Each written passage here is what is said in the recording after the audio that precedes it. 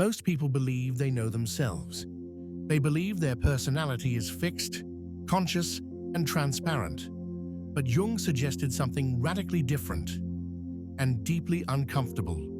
Most of who you are operates below your awareness. Your reactions, your preferences, your insecurities, your attractions, your judgments, they are shaped far more by the unconscious than by the neat self-image you present to the world. Jung wrote, "Everyone carries a shadow, and the less it is embodied in the conscious life, the blacker and denser it is." In other words, the more unaware you are of your hidden traits, the more power they have over you.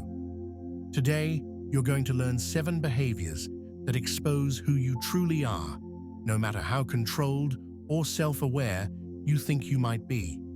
And remember, these signs don't only reveal others, they reveal you as well. Let's begin. Most people believe their reactions are caused by what someone else did. But Jung saw emotional triggers as messages, signals from the shadow that something inside you needs attention. Think about the moments where your reaction feels too big for the situation.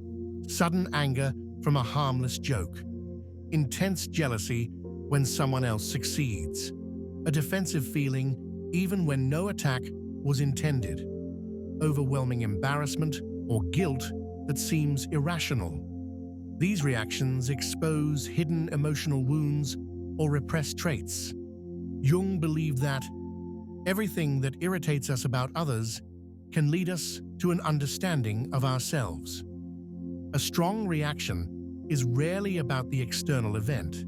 It's about what the event hits inside you. If your emotional response feels out of proportion, that's not a flaw. It's a map, a direct pointer to the part of yourself you've avoided. Your taste in movies, books, and stories is not a coincidence. It's psychology. Jung believed that the figures we admire reflect the qualities we value in ourselves, or the qualities we wish we had. But here's the twist. Sometimes we are drawn to villains, anti-heroes, or morally ambiguous characters because they embody traits we repress. Maybe you envy their confidence. Maybe you secretly want their freedom. Maybe they show emotional boldness or aggression that you suppress in daily life. And the characters you hate, Jung argued that this often reveals projection, the act of disowning parts of yourself and seeing them in others. If narcissistic characters disgust you, maybe you fear your own desire for recognition. If timid characters frustrate you, maybe you judge your own inner fragility. Your fictional preferences are psychological fingerprints. They reveal more about your identity than you realize. This is one of the clearest tests of character. And Jung believed it exposes the true relationship between ego and shadow. When you're dealing with someone who can't elevate your status, can't give you anything in return, and holds no influence over your life, every polite facade becomes optional. The way you treat a cashier, a delivery person, a janitor, someone who needs help but can't repay you, says everything about your level of ego, empathy, and inner security. If you only show kindness when you're being watched, that's not kindness, that's performance. But patience, humility, and respect toward powerless people reveal a truly integrated personality. Jung insisted that the shadow emerges most clearly when social pressure is absent. This is where we see who you are when no one is evaluating your behavior. People reveal their hidden thoughts not through serious speech, but through what they laugh at. Your humor reflects what your logical mind normally tries to suppress. Jealousy disguised as sarcasm. Resentment disguised as just joking. Insecurity disguised as self-deprecation. Hostility disguised as banter. Attraction disguised as teasing. Freud and Jung both agreed on this point. Jokes let the unconscious speak safely. That's why passive-aggressive people love humor. It lets them deliver the truth without accountability. When someone repeatedly makes jokes that cut too close, or when they accidentally insult you with a smile, they're not joking. They're telling the truth they're too afraid to say directly. Humor reveals the unfiltered mind. Most people think bad habits reflect laziness or lack of willpower. Jung disagreed.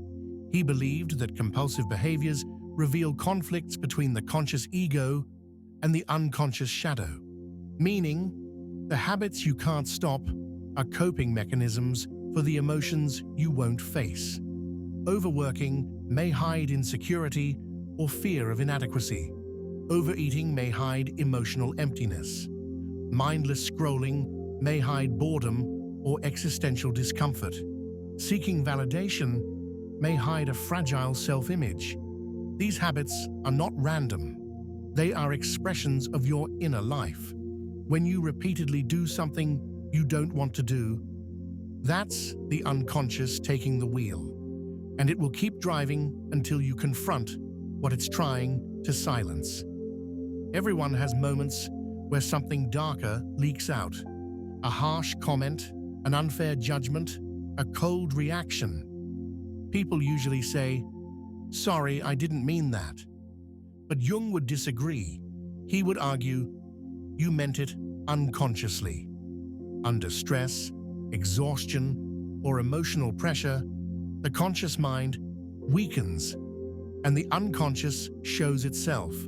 That sharp remark about someone's weakness, maybe it reflects your own fear of weakness. That moment of coldness towards someone who cares for you, maybe it reveals a fear of vulnerability.